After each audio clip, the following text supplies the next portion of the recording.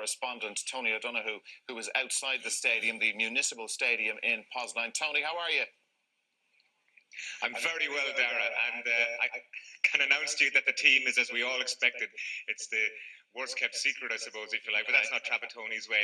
And the big news, I suppose, is that Shay Given has been past fit to play. So he, of course, plays in goal. Ireland's most capped player will earn his 123rd cap tomorrow against Croatia. John O'Shea is the full-back on the right-hand side, Stephen Ward on the left, and the centre halves are Dunn and St. Ledger, of course. Damien Duff and Aidan McGeady on the wings, Whelan and Andrews in the centre, and Robbie Keane, the captain, and Kevin Doyle up front. Kevin Doyle did say to us during the week, despite the fact that a week and a day ago, the manager named his team to play Hungary and Croatia.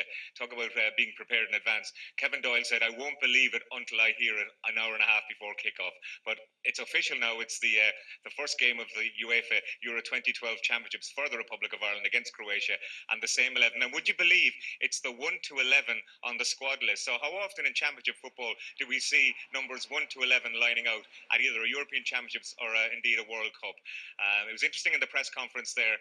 Kevin Kilbane is here as a member of the media now, and before they were going up to the stage to do their bit, Robbie Keane dared Kevin Kilbane to have a chat with him. Kilbane, I'd still think, a very important spiritual member of the squad. And Robbie himself, as you heard there, seemed very bullish, seemed quite relaxed as well.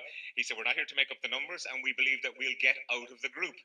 Now, I was talking to somebody inside the camp a little bit earlier on, and they did say that now that they finally got down this morning to Poznan, the nerves are about to kick in. And Trapp himself said yesterday, you know, he likes that. He likes that sort of tension. He thinks it's important to maintain that tension. Didi, I'm sure, will have a view on this, but before a big game, and he said it was building up nicely. He didn't want the players to be too relaxed. Now, coming down here from Sopot, a short flight for them, this is where the Irish fans have gathered in their droves, in their thousands. And as we came to the stadium this morning, the team were about to arrive into their hotel, and of course already outside there was hundreds of Irish fans ready to welcome them. So I think I haven't seen too many Croatia fans and flags around. It's going to be something of a home game yet again for the Republic of Ireland abroad. So all to play for tomorrow. And Tony, what sort of mood is the manager in? Because you mentioned there about the fact that he was talking about the tension. He obviously felt it as well earlier in the week, because at times some of his briefings with the media have been a bit on the tetchy side. But this is what he does, Dara, and what he does best and what he loves. I mean, he lives, breathes football. There's no doubt about that. Tomorrow he becomes officially the oldest manager ever to take charge of a country at the European Championships. Ironically, I suppose the last manager was the Croatian manager of 2004.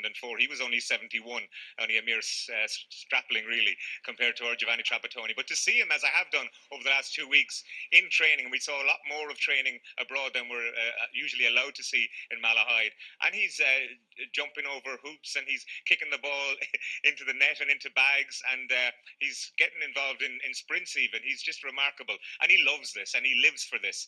And so I think he's as relaxed as you can be. He's seen it all before, of course, but he wants the players to be in the right frame of mind and channel the nerves and channel the energy and take the best of what the crowd can give tomorrow as well, and put that for 90 minutes onto the pitch against Croatia. So we hope that's what will happen tomorrow. Trapattoni did say, as he started the press conference, that he wanted to express his gratitude to the Irish people and to his group of players for believing in the Trapattoni project.